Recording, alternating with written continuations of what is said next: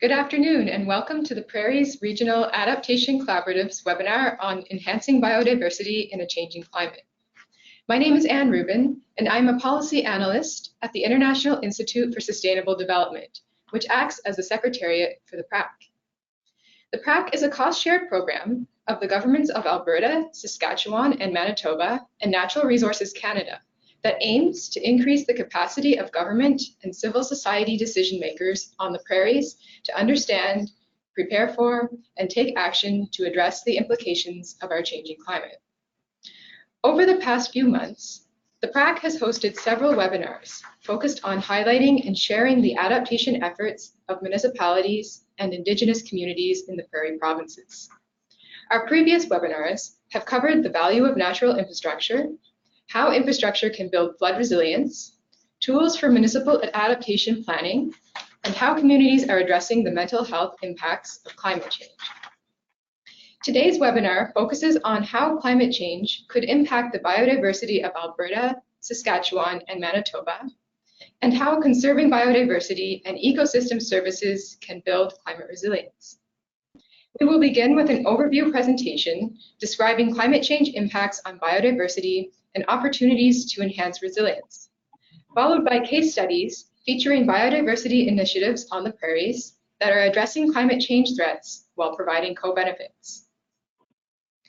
Our speakers today are Alex McDonald, the climate change scientist for the Office of the Chief Ecosystem Scientist at Parks Canada, Dr. Elizabeth Nelson, Science Advisor, Conservation and Climate Change for Parks Canada, Cheyenne Ironman, Research Associate for the Center for Indigenous Environmental Resources, and Dr. Deanna Stralberg from the University of Alberta.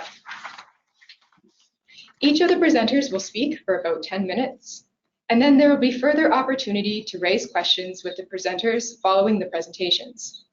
Please write your questions in the questions panel at any time during the presentations, and we will answer as many of them as possible at the end of the webinar. We are going to start with two presentations from the Biodiversity Adaptation Working Group, chaired by Parks Canada, describing the climate change impacts on biodiversity and opportunities to enhance resilience, providing examples from the Adaptation Platform's Biodiversity Adaptation Working Group State of Play report. First, Alex McDonald will present, followed by Dr. Elizabeth Nelson. We are looking forward to your presentations.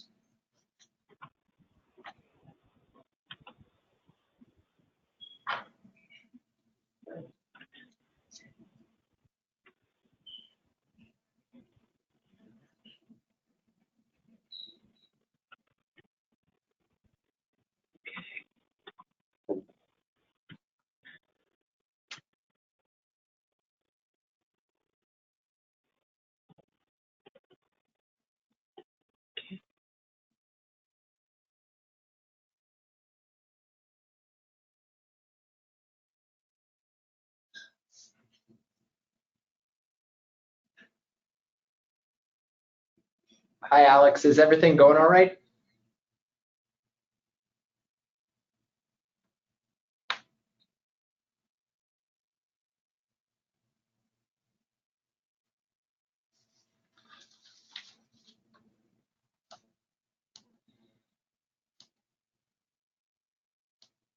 Cameron, I can jump in if you need me to.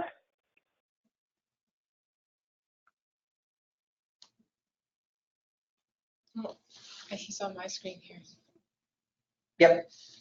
I think you're just muted, Alex.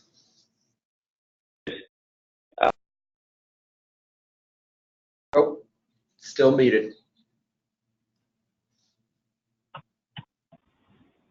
Can you hear me now? Yes, loud and clear. Excellent. Thank you so much. Well, that was a bit of an unexpected hiccup. My apologies, everyone. Thank you very much for this opportunity. As Anne mentioned, my name is Alex McDonald, and I am a climate change scientist with Parks Canada. And I am going to be presenting on climate change adaptation and biodiversity alongside my colleague, Liz Nelson, whom I will pass the floor to now. Thanks, Alex. This is Liz, and I'm a science advisor at Parks Canada, as Anne said, and a lot of my work when I started with Parks was around advancing beyond talking about climate change impacts towards talking about adaptation strategies and options. And now I've taken on a new role in conservation planning, which is much more about actually implementing adaptation action on the ground. So it's been a pretty exciting opportunity to both share some of the work that we've done with the bog and also to kind of interact with the other folks online, Cheyenne and Deanna's work. So can't wait to chat more at the end of this session. Absolutely. Thank you, Liz. Great. So as mentioned earlier, we'll be presenting on the work of the Biodiversity Adaptation Working Group, which falls under Canada's Adaptation Platform, which is a forum hosted by Natural Resources Canada. And it's a national forum that basically brings together stakeholders, groups, federal, provincial, territorial, Indigenous governments and organizations, and industry organizations representing various economic sectors as well as non-governmental groups across Canada to discuss climate change and adaptation.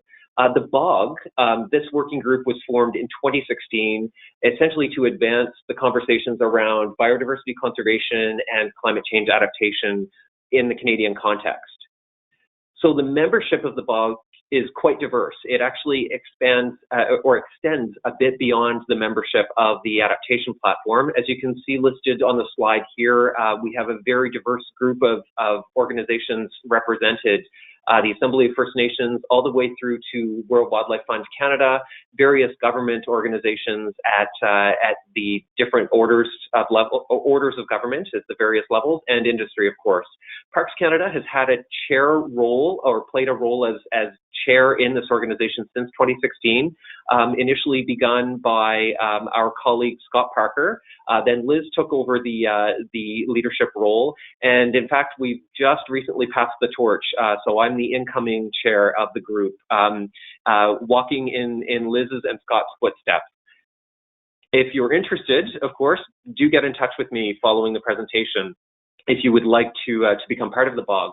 Our 2018 State of Play report was essentially it was intended to be an exercise pulling together expert opinion across Canada on what the state of biodiversity and climate change adaptation was as of that time. It involved a targeted literature review, expert interviews across the country, and then a collaborative review by the various members of the BOG with their unique perspectives. On the right-hand side of your screen, you'll note that some of the organizations' names, these are organizations who took part or participated in the expert consultation for the report. Those highlighted in green are organizations that are not represented on the BOG or as part of the BOG membership. We had 23 interviews, various teleconferences, consultation, and then finally the end report, the end result. And I should mention that each of the working groups that make up the adaptation platform have also produced a state of play report for their given theme. So when we look at climate change impacts on biodiversity as they were discussed or as we learned from experts across the country, as we learned what was being observed in the state of play report, the first thing the most important thing is to frame the context of climate change in Canada. The observed changes over time across the country, and this again is at a Canada-wide scale, so this would vary locally. But in the last 50 to 100 years, rising temperatures have been an observed change, increased precipitation, reduced snow, ice, and frozen ground. Rising sea levels and storm surges, and increasing storm surge, and then increased extreme weather events and cumulative effects.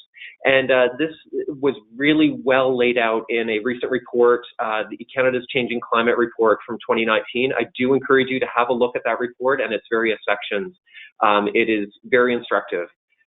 So what we know is that Canada's ecosystems are already showing the negative impacts of climate change.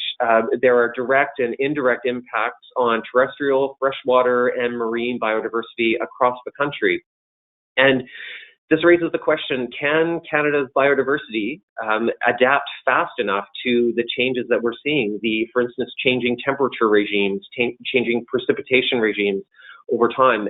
How does biodiversity, or how do species deal And most if they can't adapt fast enough, what happens to the ecosystems that they are part of? The State of Play report spoke to climate change as an emerging threat and a threat accelerator. We know that the common biodiversity threats, and this is not an exhaustive list, but of course habitat loss, degradation and fragmentation, invasive species, pollution, increasing human population and associated activities, and then overharvest. These are the typical biodiversity threats, but climate change is now another threat. It's climate change is changing the rules in many ways for species, for biodiversity. We see shifting climate envelopes. So these are the interactions between temperature and precipitation that create niches, that create that lead to species ranges effectively. And as precipitation and temperature change over time, these optimal areas for species that they've adapted to are changing as well. They're shifting. We see phenological mismatch. So that's basically a dysynchrony in the timing of events. For instance, if you think of butterflies, many of which have obligate larval hosts that are flowering plants. If plants are flowering are following cues according to species or light or temperature, and the species that rely upon them are not following those same cues, then there is a phenological mismatch. Also, thermal tolerances are important here to consider extremes, as we see new heat extremes and less extreme cold. How does that impact thermal tolerances of species? Altered precipitation and extreme weather events are also leading to significant stress, dehydration, increased disease disturbances, new pests arising on the landscape, wildfire and flood impacts as well on two opposite ends of the extreme. And one only need watch the news in the last couple of months to see the devastating effects, of course, of wildfire in Australia. I just wanted to share a curve. This is the law of tolerance curve in the bottom right-hand corner of your screen. So this basically shows that where there's an optimum area in the center of the graph or the center of the figure where species do best. If you think of it as a Goldilocks curve, that's another way to look at this. So basically, which part of the curve, which part of an environmental gradient, be it temperature, moisture, what have you, where is the sweet spot for species to exist? And climate change is changing that. We see with increasing temperatures that the sweet spot is no longer, or that optimum area is not necessarily geographically in the same place that it used to be. Increased drought and frequency, intensity, and extent of wildfires is another impact on biodiversity that is pushing some species that are already fire adapted to the limits and beyond, and then also creating or increasing vulnerability for other species that are sensitive to fire. We see the spread of invasive alien species. I'm speaking from Halifax in eastern Canada, of course, and emerald ash borer is a species, of course, an invasive alien species, which is benefiting from climate change in terms of its northward progression. Reductions and loss of sea ice and permafrost and freshwater ice cover can impact the life cycles, behavior, and ecology of terrestrial and aquatic species. And of course, accelerated habitat loss, degradation, and fragmentation are again exacerbating impacts, and climate change is turning up the dial on these impacts. Habitat connectivity becomes critical in those cases, particularly in human-dominated landscapes. The State of Play report, rather, didn't just speak to the negative aspects. Of course, there are opportunities in all of this, and human climate change adaptation efforts can actually improve biodiversity. We know that healthy, intact ecosystems are what we need. They help us be more resilient and help us adapt to the impacts of climate change.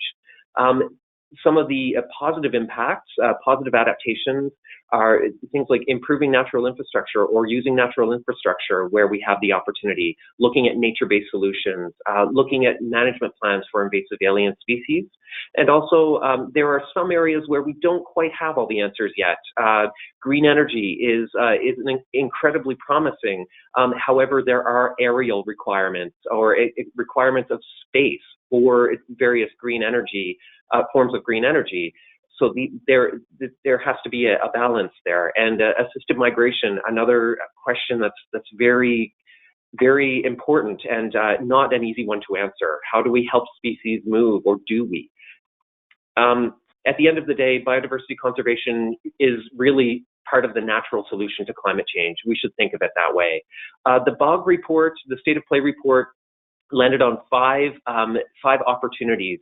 Science was the first.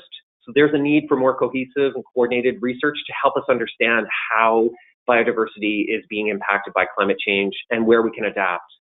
Indigenous leadership is another very important opportunity. There's a need to center on Indigenous voices and respectfully integrate Indigenous leadership into our adaptation approaches. We need to look at communication. We need to overcome some of the barriers that have kept us from, or that either directly or indirectly are keeping us from sharing what we know. We need to look at policy programs and funding. There's a need to integrate biodiversity into climate change policies. We need to mainstream biodiversity and climate change. And partnerships. There's a need to leverage the diversity of everyone working in this area to ensure that we're working together. I'll hand it over to my colleague, Liz. Thank you.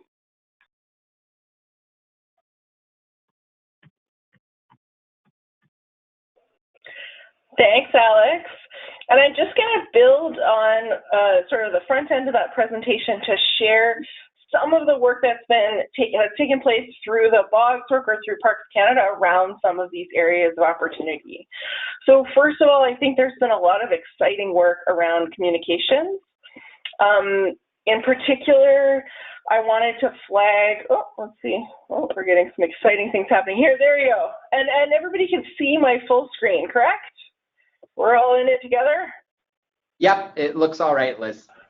Awesome. So I did want to draw attention to Parks Canada's kind of built out a really comprehensive website that sort of articulates this natural solution message and kind of sharing the 8 things you should know about natural solutions to climate change. And then Parks Canada led a report through the Canadian Parks Council, so in collaboration with provinces and territories, to further build this out, including both those 8 contributions to natural solutions and communication barriers around climate change, best practices on how to articulate climate change messaging, and some target audiences.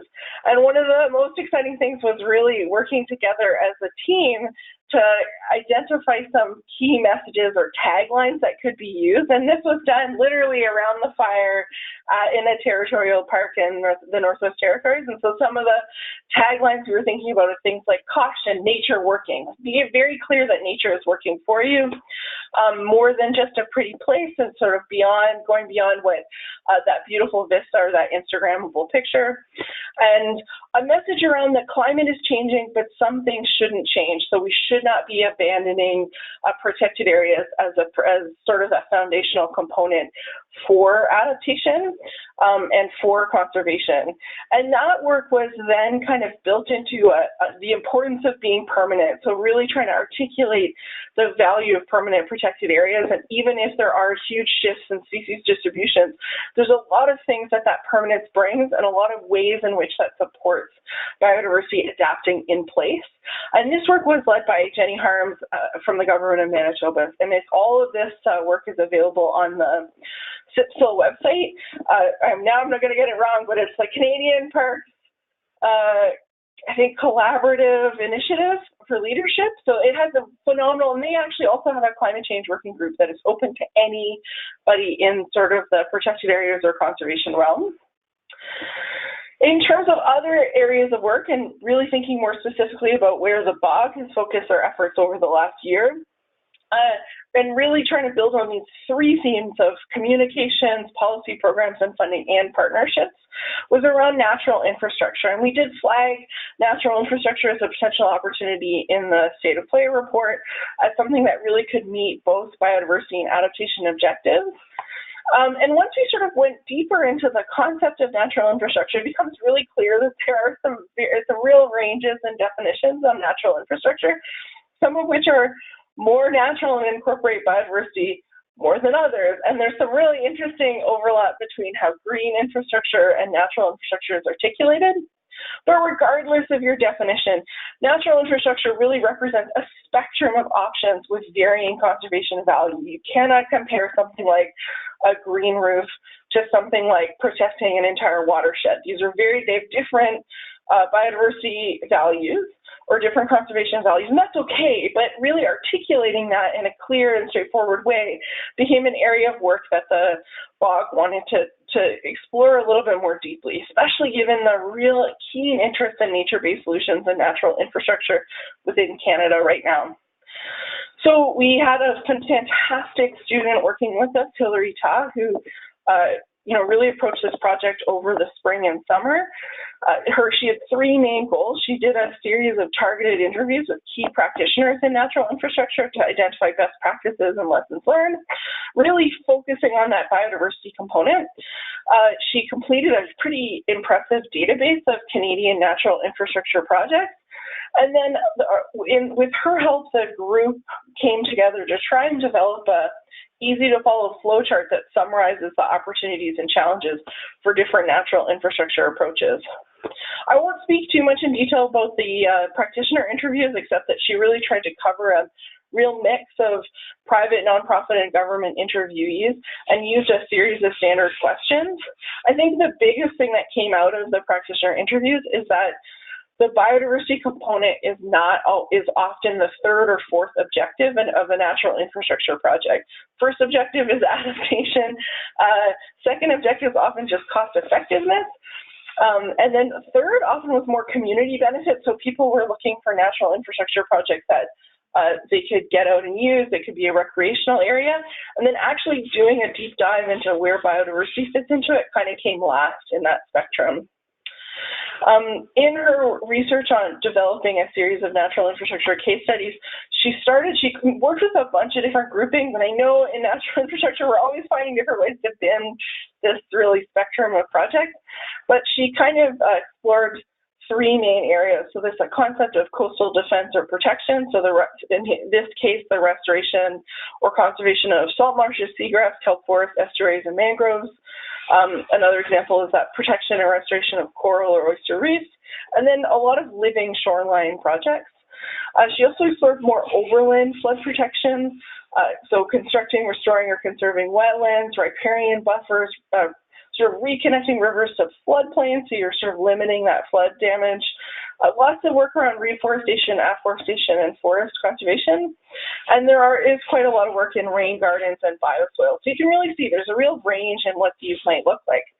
The third was around a lot of the cooling piece. So some of the constructing, restoring, or conserving green spaces, a good example of a natural infrastructure project. Reforestation, afforestation, and any kind of tree or forest conservation that has that adaptation component. And certainly green roofs and nature gardens came up in that analysis as well.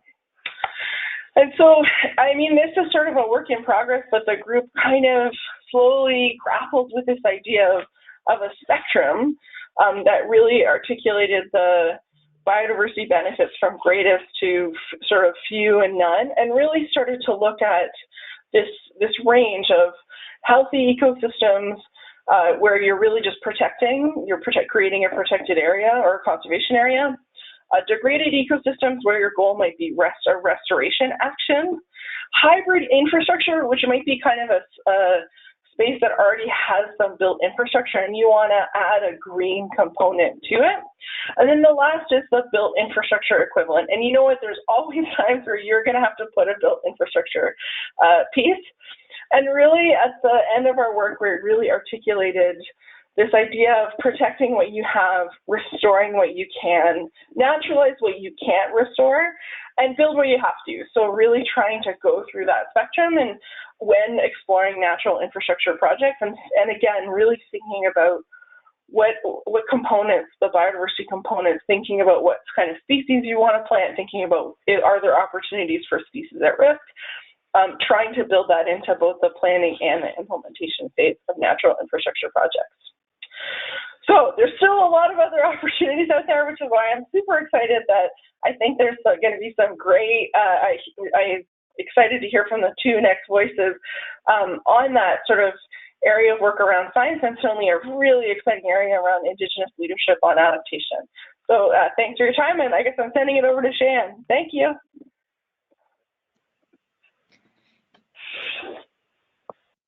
Great, thank you, Alex and Liz, for your presentation. So next we'll have Cheyenne, a research associate for the Center for Indigenous Environmental Resources, who will present on the Dakota Storybook and Field Guide for Species at Risk in Manitoba. Okay, well, hello everyone. Thank you to the Prairie Regional Adaptation Collaborative for inviting SEER to present on one of our projects. I'm just kind of get my screen up. Can you let me know if you see everything okay? We can see your screen if you can just go into full screen. There we go. Okay, good.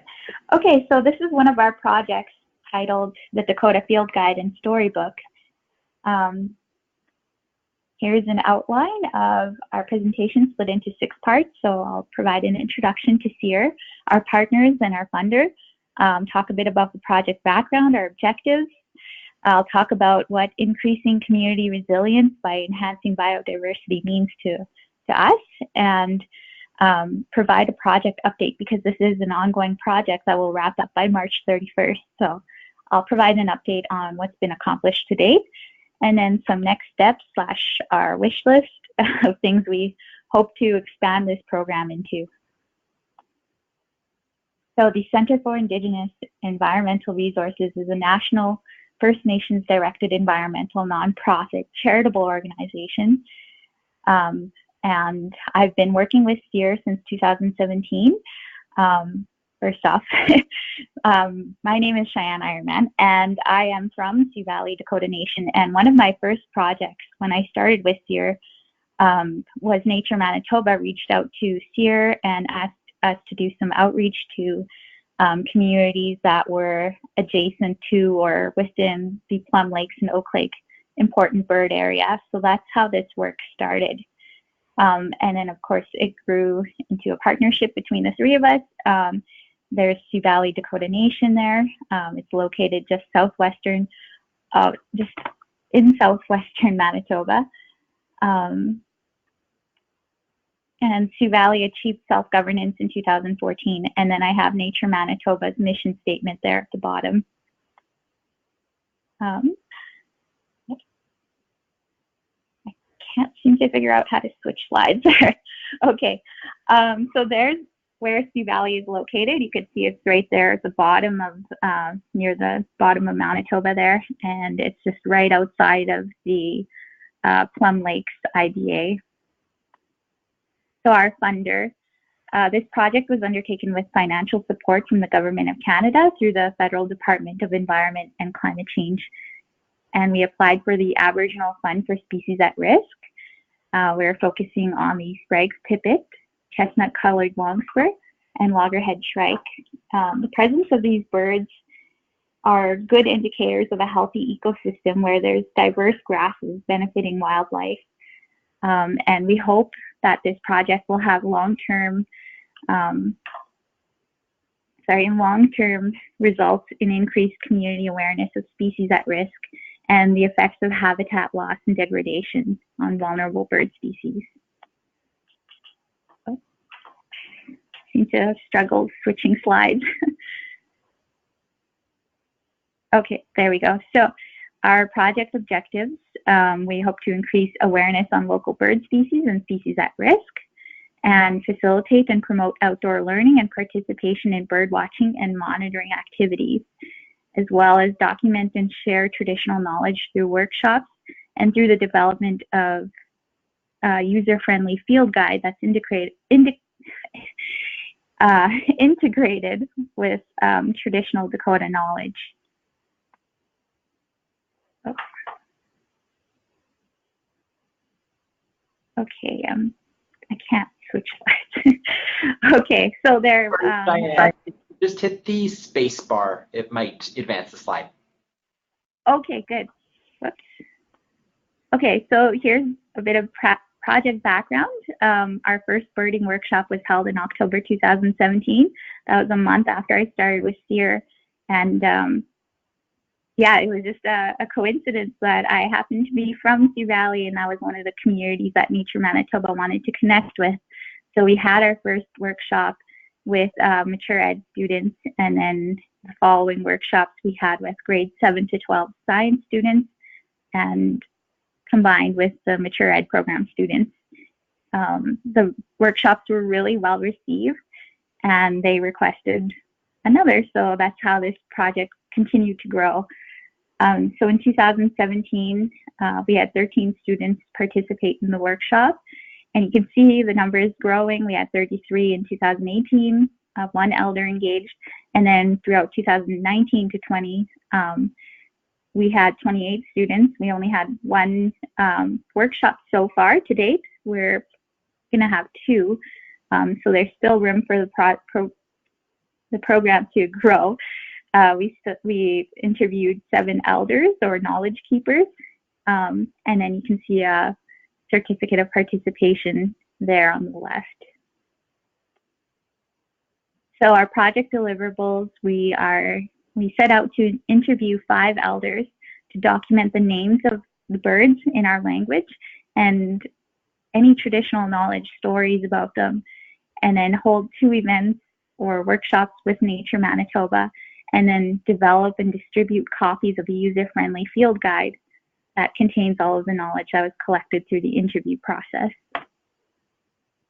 Oh. So increasing resilience by enhancing biodiversity. What does that mean? By documenting and sharing Dakota bird knowledge, we can, sorry, I'm having some technical issues here. We can decolonize how we interact and view the world around us, and demonstrate cultural resiliency by revitalizing knowledge that was also at risk of being lost, because this is knowledge that isn't used in an everyday context. So it was a good refresher for a lot of the elders we interviewed. They were like, oh yeah, and as we're going along, they'd remember things again. And so it's really good to document that. By facilitating and promoting participation in outdoor activities such as bird watching, we can reclaim our health and our traditional learning systems. So our learning systems weren't in classrooms. We learned by experience, by learning how to survive, and also by respecting nature, the natural world around us.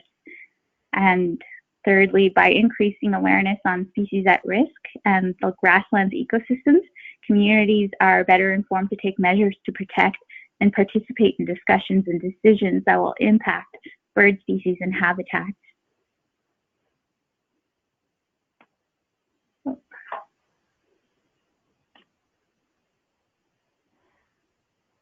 So enhancing resilience. Imagine seeing and hearing the world the same way our Kushis and Ngas did. That means our grandmothers and grandparents or grandfathers. Knowing our traditional stories about them and the birds, and knowing the names of them in our language. I mean, how many youth can step outside and know what kind of wildlife surrounds them? Not a whole lot. So that's the goal of this project. It's just to decolonize how we view the world around us, to see it the way our ancestors did, and to encourage being outdoors and connecting with nature. The birds speak Dakota. This is a fun one. The elders kept saying this, that the birds, we try to understand the birds through our own language. And I'll give some examples after, but birds were highly respected and revered by our ancestors. They were called our relatives. Sometimes they were referred to as grandfathers, as in they're more spiritually mature and experienced than us. So we tried to take a lot of life lessons from how birds live and how, what kind of messages they bring to us. There are many stories of birds bringing messages and visions to our people and carrying our prayers to Creator. When I say carrying our prayers, there's a really beautiful story that was shared by one of the elders that I interviewed, and she said, at one point, the people were struggling really badly, and it seemed like our prayers weren't being heard, and the eagle, as you know, flies the highest, and the eagle, out of love for humanity, took our prayers up to Creator and helped us. So that's why a lot of our leaders wear eagle feathers, and why the eagle feather is one of the highest honors that one can receive.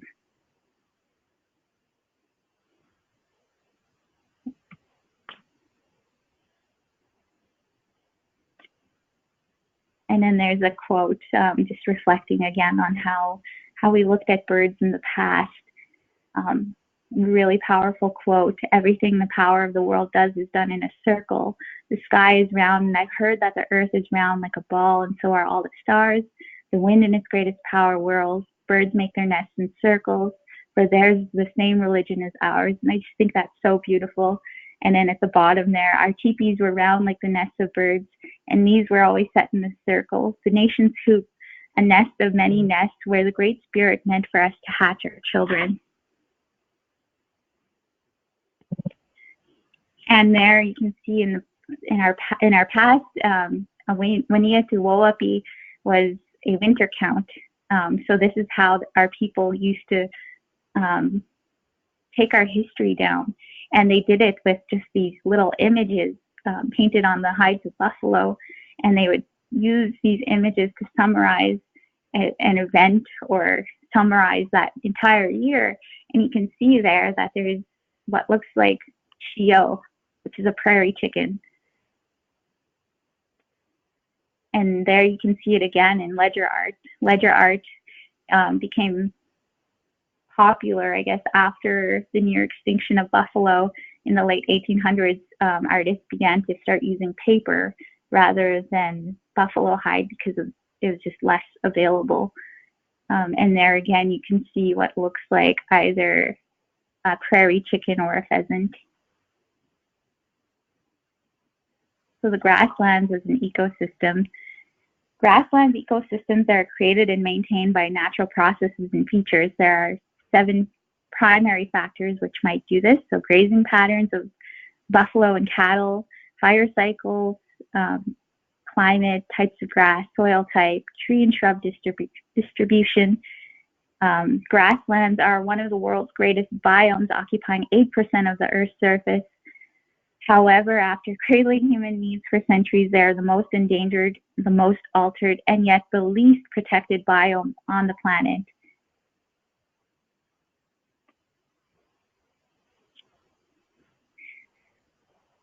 In the Great Plains alone, 97% of tall grass prairie, 71% of mixed grass prairie, and 48% of short grass prairie had been lost by 2003, with much of it remaining in areas of native prairies degraded. There are 42 species of North American birds that breed solely on grassland. So the degradation of grasslands is very critical to the survival of these birds. And of course, climate change increased extreme weather events and declines in food supplies and droughts, and everything is decreasing breeding success. So there are a number of birds that are at risk because of the degradation of the grasslands. A really big change in the grasslands happened. You can see a picture there of, those are all buffalo skulls stacked up high. They used to kill a lot of buffalo in an attempt to colonize the land, and that's really altered the landscape. protecting ecosystems is about protecting the historical connection of your own people that they have to the land, including the connection of our language, the connection our language has to the land. A lot of First Nations or Indigenous people believe that their language is very closely tied to the land that they've lived on. I'll give an example. You can see some black-capped chickadees there. In the springtime, they have a mating call, and it goes, "Way do," or, you know, I can't whistle. It sounds like that. They do that at the beginning of spring, and our elders always told us that's them telling us it's springtime, spring is here. But now those calls are happening later and later, or earlier, like it's just completely whack. I heard those calls happening in August last year. So it's disconnecting the context of the language, as well as, you know, changing the landscape. So what can we do to maintain grasslands? Well, when we talk about doing that with the high school youth, we talked about prescribed burning. We see a very big push, like Smokey the Bear campaign, to prevent that, but it's critical to grassland ecosystems to have regular burning. And that's something that traditionally Dakota people have done in order to attract buffalo, or to bring new growth in the following year. Mowing and removing shrub growth is something that communities can do now to protect bird species that avoid shrubs, and raising awareness about harvesting hay. As long as harvesting is done outside of nesting season, then birds can be protected.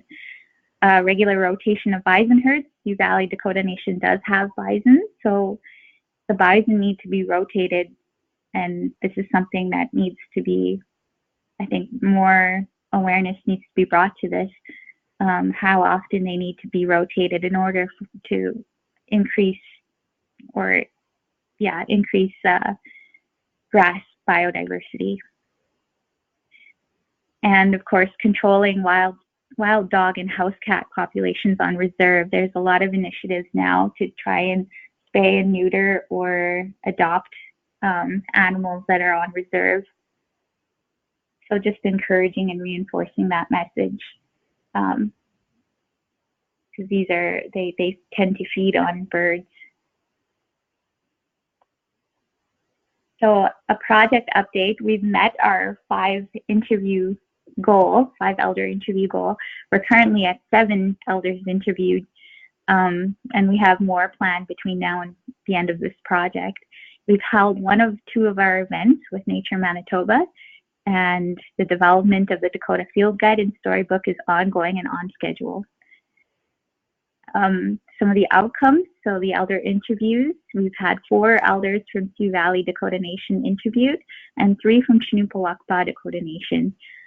The 2 communities are very close proximity to each other, very interrelated, and we've been able to identify 47 birds in the Dakota language, whereas in 2017, when we first started this project, we had only identified 16, and that's a picture there of me going over the birds with the Mature Ed program.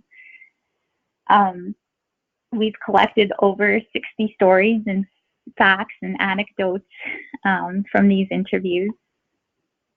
And there's our poster for our bird protectors workshop called Sikara Wayamkapi. It means bird protectors. And that was at the high school just last week. We had 32 students participate, 28 science students from grade 7 to 10, or 7 to 12, sorry, 7 to 10, and 4 teachers and 3 facilitators. So Amanda Shave from Nature Manitoba came and shared a presentation on bird identification, and then Danielle McKinnon from the Brandon Riverbank Discovery Center brought in some taxidermy birds, and we did some indoor bird watching. Here's some pictures from that. So there we are, all of the students in the gym. There's the taxidermy birds. She brought in a bird of prey, waterfowl, and game, prairie chicken, a ruddy duck, and I can't remember the type of owl that is, but an owl. So we had some stickies all over the wall to keep it interesting, and they were quizzed on the types of birds that were up on the wall. They had binoculars, so that was our way of getting around the weather. And then we brought in bird calls, and we did our quizzes, and then we followed up with pizza afterwards. So it was a really fun day. These are the pictures of the bird calls there. These were gifted to me back in 2018. They're non-ceremonial bird calls. One is made out of clay, and it's apparently very, very old. It's been handed down from a few generations, and it can mimic so many different kinds of birds. It's amazing. I'll see if this plays. There's one of the students. One of the students trying them out. Yeah, and I was gifted these two bird calls because I shared about where we were hoping to, document all of this traditional knowledge, and there was so much positivity and encouragement. This person gifted these and said that, they believe in this work and they wanted to pass that along. So very honored. So our next steps, or our wish list, we're going to, this is our next step, for this project. So between now and March 31st, we're going to finalize and print the Dakota Field Guide. Hopefully at the beginning of March, we'll have that ready for distribution, and we'll hold our last event with the students of Sioux Valley again, distribute the guides, and we'll actually take them outside with the new field guide and do some bird watching. And then, of course, our final report. Now, our next steps or wish list, if we could have more funding or, expand this work, we hope to finalize and print more copies of the Dakota Field Guide and distribute them to the rest of the Dakota communities. There are 5 in Manitoba, and hold an event with Chunupawakwa, the Dakota Nation, and distribute the guides in their community as well, because it was their elders that helped contribute a lot of knowledge to this guide. And then we're hoping to hold a birdhouse building workshop for bluebirds and hopefully other bird species, and to expand this type of work with other species, so like the four-legged or with the plants and medicines, and for land-based learning or sharing of cultural knowledge, and not just limited to the Dakota language or Dakota culture, but to open that up to other cultures and languages. There's my references, and then that's it for my presentation. Again, thank you, PRAC, to inviting us to speak on one of our projects. Great, thank you, Shane, for your presentation. It's really great. So I just also wanted to do a quick reminder is if you have any questions, you can type them into the panel, and at the end, with the time we have remaining, we will try and answer those questions. So our final presentation, we're now going to have Dr. Deanna Stralberg speak about the Adapt West project and how the data from this project is being used for conservation planning and decision making. Great, hi, thanks, Anne. Just confirming you can hear me and see my presentation? Yep, it looks great. Yeah, great. Okay, so I'm going to talk about the Adapt West project, which is something I've been involved in for a few years. I'm a researcher at the University of Alberta, and this project was started with funding from the Wilberforce Foundation by Carlos Carroll, who I collaborate with closely. And we're about generating data and tools for conservation planning in a changing climate. I'm also not advancing. There we go. Okay, so what Adapt West is primarily is a data portal, and so this is what it looks like, and our URL is along the right-hand side here. And basically, we are primarily a source for geospatial data to assist in conservation planning. We do have some viewers, these explorers that are linked on the bottom, where you can summarize future climate data and indicators by watershed, by ecoregion, by protected area, but we're primarily about the data. So it's about downloading these raster data sets that can be analyzed in a GIS and input into conservation planning software. So I'm not going to have time to talk about all the types of data. I will show a list of the contributors at the end, but it's basically a range of climate-related metrics, species-specific metrics, some physical habitat data, and some climate connectivity indicators or indices. So these are all available to inform different kinds of conservation assessment, and ranging from broad scale, regional scale prioritization for protected areas or other conservation planning questions, down to vulnerability assessment at an individual management unit or park, and then potentially at a very general level, these data can inform management strategies. But really, these data are coarser. They're usually, most of them are at 1 kilometer resolution, although some of the elevation related metrics are based on 100-meter data, but they're pretty coarse, so they don't necessarily inform management strategies in a very specific way.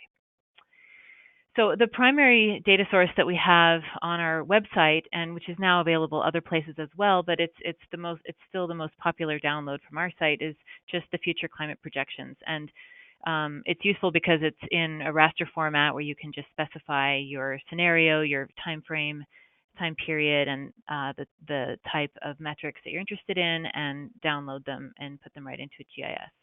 So we have these data available to look at climate change projections. But what we really specialize in are these derived spatial metrics of climate exposure. And so climate exposure is really just a component of climate change vulnerability. So the vulnerability frameworks around climate change describe climate change vulnerability as a combination of climate exposure, sensitivity, and adaptive capacity of individual species. So climate exposure is just the environmental part of things that's not related to species life history. And that's kind of what we provide, is that exposure component. And so we have a lot of different metrics, and some of them are reviewed in this recent paper by Carlos Carroll in 2017, but they span different scales of information, like I said, physical, topographic, and spatiotemporal climatic. And so I'm going to focus a little bit on these spatiotemporal metrics, or velocity in particular, just because I think it's a useful metric for looking at climate change vulnerability and persistence on the flip side of that, or resilience. So the concept of climate velocity was introduced over 10 years ago. It's the speed that an organism needs to travel to keep pace with climate change. And so a simple indicator for it is just this gradient-based metric. So it's the temporal gradient over the spatial gradient. So mountainous areas have lower climate velocity because climates can move up slope, and they don't have to move as far of a distance to keep pace. So that's a simple metric that identified a lot of mountainous areas as having low velocity or lower vulnerability. And that unit of the kilometers per year can then be related to species dispersal rates. So a species can track climate if climate velocity is less than its potential dispersal rate, of course, which of course we don't always know. And so recent developments by the Adapt West team is to create a more nuanced velocity metric, and that separates out forward and backward velocity. So thinking about velocity of individual climate types, which are shown here in the different rainbow colors. So basically, we're now looking at the distance that an individual climate type has to move to keep pace with climate change. And so the areas that have the shortest distance have lower velocity and lower vulnerability. So forward climate velocity represents the rate that an organism at a given location must move to find a similar suitable climate in the future. And then backward velocity is just looking backward with more of a future perspective. So this represents the rate at which organisms that are adapted to those future climates will have to move to colonize it. So how far will they have to go to get there, or if at all? And so this backward climate velocity metric is well suited to then look at refugia, or areas of species persistence. So where are these locations that are easier to get to, or where species are persisting in place? And so because this climate type perspective is a little bit non-specific, we also developed a metric that is species specific. And so this is just an example for a boreal breeding species of bay-breasted warbler, showing its projected distributional shift over time across the boreal, and so a big northward shift by the end of the century. And we've converted by using the backward velocity metric and converting that to an index ranging from 0 to 1, we can identify the areas of high refugia potential or low velocity, which are in the dark blue, and these are really areas of overlapping current and future distribution. And then some of these, the intermediate colors, are different intermediate values of refugia potential.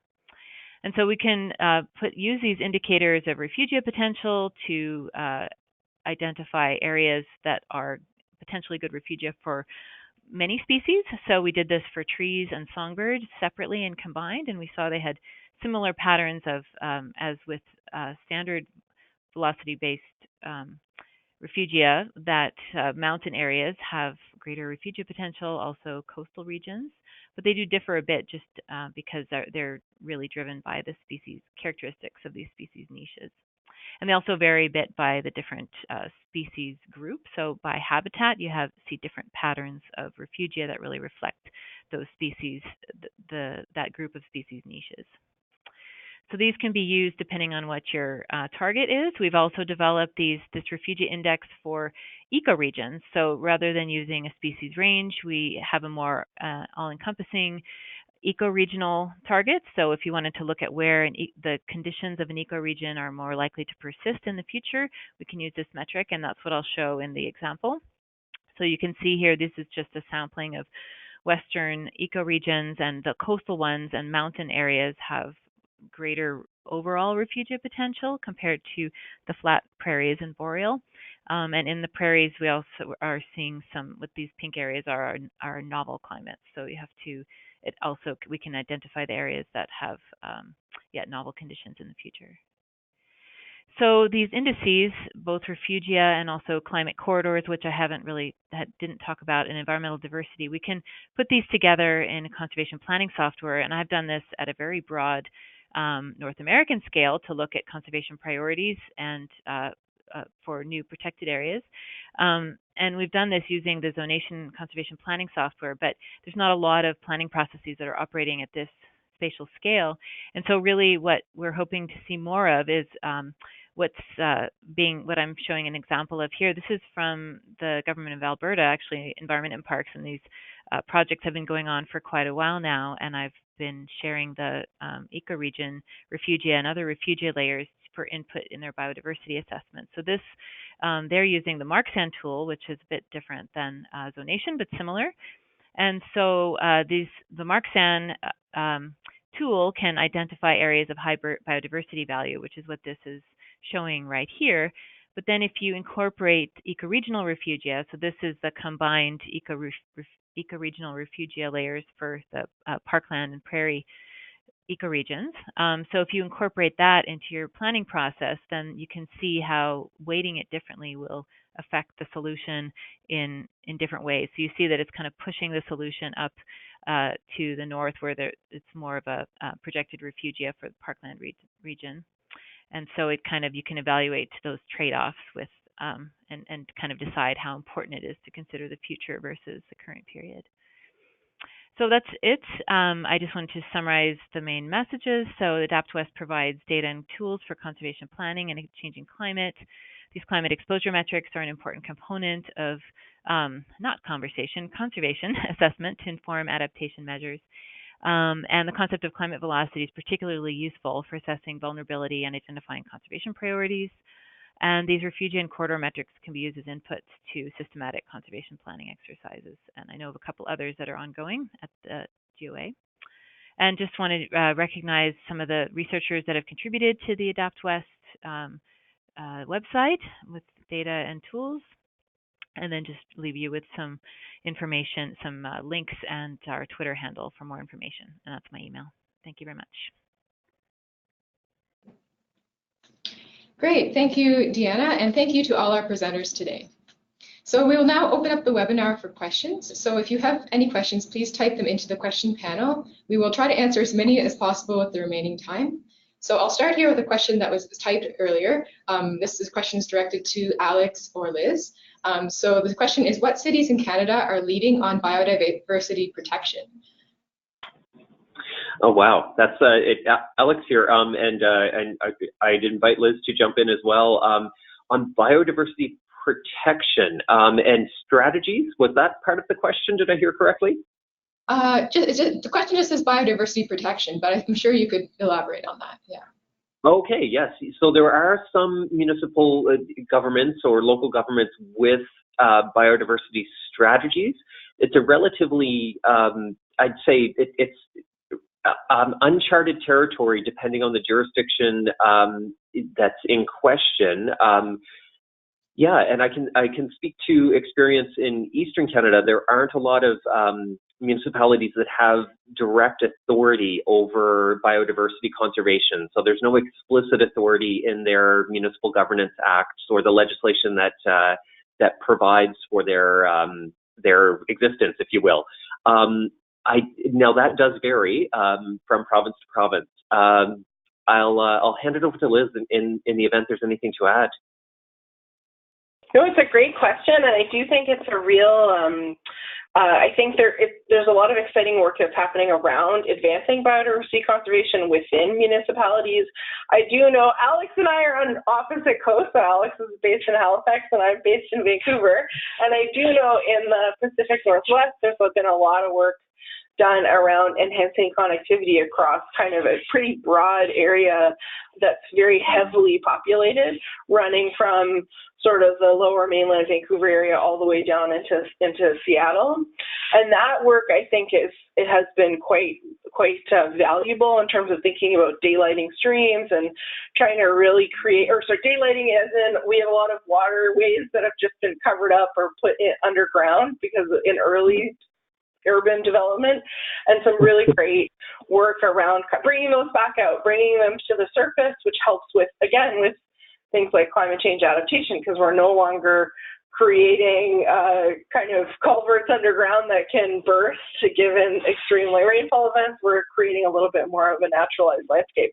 But I do think it's really variable, and I find quite a few municipalities have partnered with Municipal Natural Assets Initiative, which is sort of a natural infrastructure specialized. They focus really on stormwater management, but they've really expanded their purview well outside of that, and it's really, I think, done a phenomenal job of getting asset managers and engineers engaged on the idea of biodiversity conservation within cities. So I think that's a growing field, and I think municipalities are competing more and more to show how good they are at biodiversity conservation. For sure, yeah. I just wanted to mention too, there is one example in Quebec for, and I believe it's available in both languages. It's Biodiversity, so a play on words, cité, and a really great example of mainstreaming biodiversity as part of municipal outreach to the public and partnering with NGOs locally.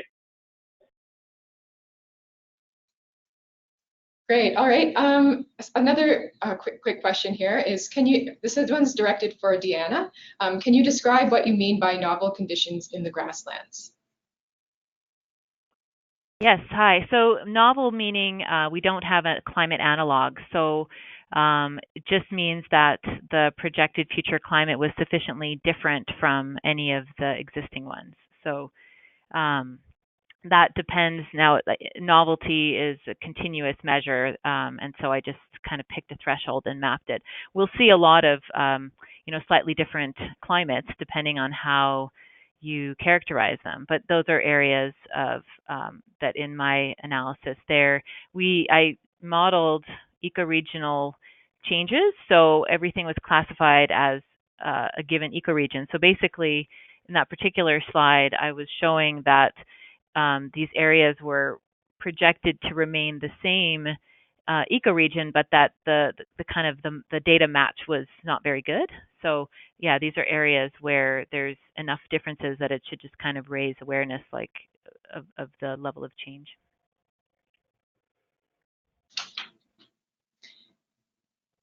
Great. Okay. Another question for Deanna is refugia used to measure forward and backward velocity or just backward? Well, so we've defined it based on backward velocity. So the idea is that backward velocity is looking at the future locations for a given time period and then linking those with current distributions. So it's kind of taking more of the future perspective, and that's why the refugia are just based on backward velocity, because we're looking at those kind of destinations that are not too far from or overlapping with current, current distributions. So yeah, it's based on backward climate velocity. Great. So that brings us to the close of our webinar. So thank you for attending, and an extra thank you to our presenters today, Alex, Liz, Cheyenne, and Deanna. We have recorded today's webinar and will be posting it along with the presentations on the PRAC website in the coming days.